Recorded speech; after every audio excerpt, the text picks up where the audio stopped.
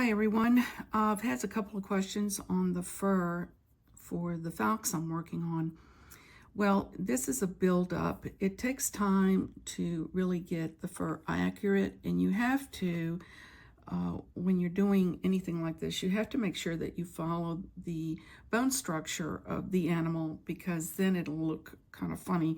So this area is his brow, so it's his fur is a little different here, so you have to make this a bit darker. So that's important that you study the image that you're working with, and also a little bit of anatomy helps to see what the bone structure under here is like. And there's a lot of reference information on the internet that you can look up. And his hair is very wiry, so that has to be shown in the drawing. And they're not, some areas are very short hair, and some areas are a little bit longer. So you have to keep that in mind when you're working on the fur. So today, it's in the morning. Last night I stopped because when I look at it too much, it just becomes a jumble. I don't work on big sections at a time, but the next morning I'll look at it and I'll go, okay, this needs to have more depth in here. I come back in with the shadowing. Now this pencil isn't very sharp. Normally I like my pencils very sharp, but it depends on the area I'm working on. If it's very detailed, I will sharpen my pencil.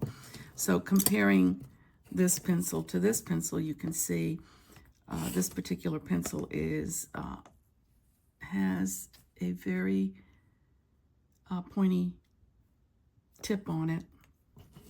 And that's when I'll go in here just to flick the fur a bit.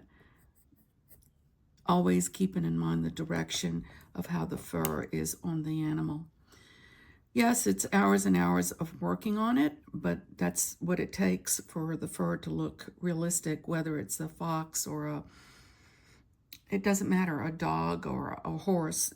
These are things that you have to keep in mind, the bone structure that is under all of this fur, and also muscle. It's not a matter of just putting the color down.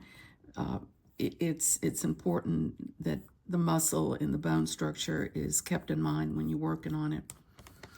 So that's just a little bit of insight of what's going on with this fox, and I will keep you posted as I move along.